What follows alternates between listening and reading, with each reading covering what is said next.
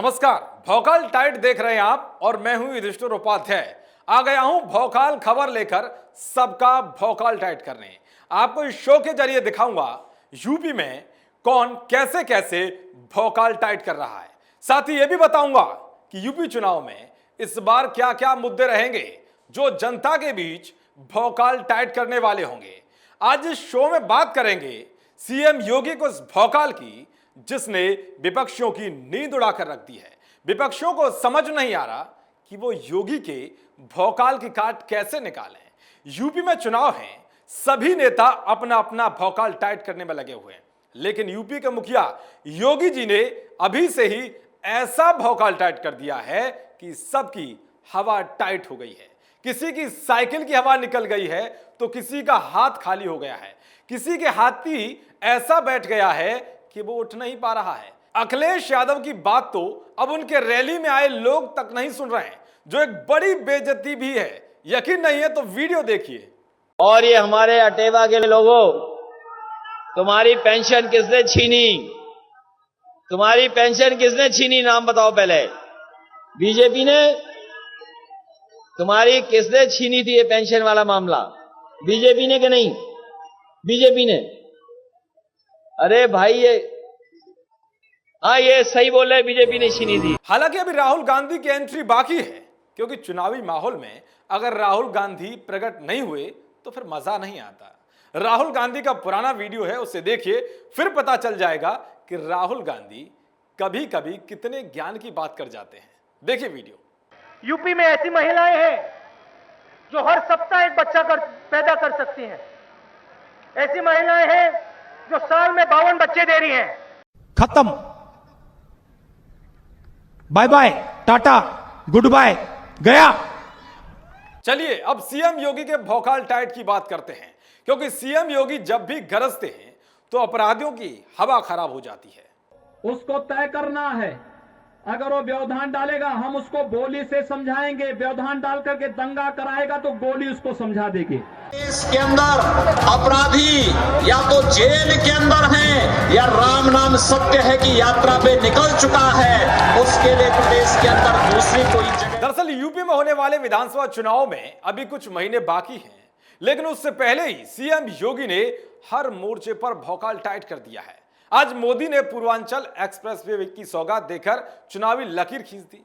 PM Modi ने expressway के उद्घाटन का बटन जैसे ही दबाया, सीएम योगी ने जय हिंद जय जय श्री राम का नारा बुलंद कर दिया।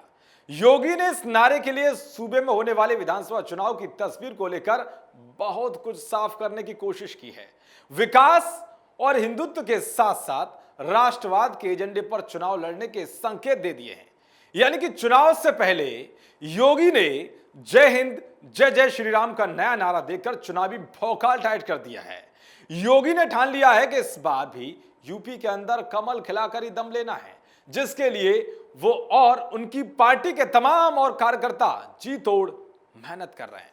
खासकर जब से पार्टी आलाकमान की ओर से यह साफ कर दिया गया है कि योगी ही सीएम का चेहरा होंगे, तो तब से तो विरोधियों के बीच हड़कंप मचा हुआ है, क्योंकि लगभग हर सभा में सीएम योगी उन मुद्दों को उठा रहे हैं जो विपक्ष पर भारी पड़ने वाले हैं। यानी कि सीएम योगी उन मुद्दों को धार देने में जुटे हैं जो कहीं ना कहीं विपक्ष को कांटे की तरह चुभ रहे हैं। सीएम योगी पूर्वांचल में माफिया, अतीक और मुख्तार जैसे अपराधी नेताओं पर कसे गए शिकंजे का जिक्र करते हैं, तो पश्चिमी यूपी में कैराना के पलायन वाले मुद्दे को उठाकर पुरानी खौफनाक यादों को फिर से ताजा करते हुए दिखाई देते हैं। हाल ही में कैराना की जमीन से योगी ने भौकाल टाइट करते हुए फिर अखिलेश को घेरने की कोशिश की थी।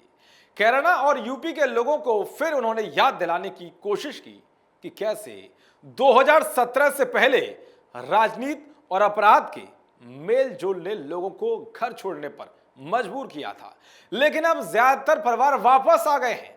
योगी ने बता दिया था कि यूपी विधानसभा चुनाव में पलायन फिर मुद्दा होगा, जो हिंदुओं के बड़े मुद्दों में से एक है, जो विपक्ष पर हावी रहेगा, क्योंकि अखिलेश यादव जैसे नेता तो गद्दार और देश विरोधी जिन्ना को ही अपना आदर्श मान रहे हैं और ये कोई भी राष्ट्रवादी स्वीकार नहीं करेगा। उधर सीएम योगी ने अपराधियों पर सख्ती और भ्रष्टाचार के खिलाफ जीरो टॉलरेंस नीति को भी इस बार के चुनावी मुद्दों में ऊपर रखा है और वो लगातार बता रहे हैं कि कैसे अपराधियों की हमारी सरकार कमर तोड़ रही है, चाहे वो कोई भी हो। इसलिए अधिकारी भी अब लापरवाही और भ्रष्टाचार में लिप्त होने से पहले 1000 बार सोचते हैं, क्योंकि सूबे में एंटी करप्शन विभाग ने पिछले 4.5 साल में छोटे कर्मचारियों से लेकर अफसरों तक पर ऐसी कार्रवाई की है कि पिछली सरकारों में शायद नहीं हुई, क्योंकि राज्य में 30 से ज्यादा सरकारी अधिकारियों को सश्रम जेल भेजा जा चुका है। इसके साथ 35 पुलिसकर्मी भी गिरफ्तार किए गए हैं। योगी सरकार की भ्रष्टाचार के खिलाफ कार्रवाई के तहत करीब 50 पीसीएस अफसर शिकंजे में लिए गए। वहीं 2100 से ज्यादा अफसर और कर्मचारी सलाखों के पीछे पहुंचे। वहीं घूस लेते रंगे हाथ गिरफ्तारी के 43% मामलों में पैरवी कर सजा भी दिलाई गई है।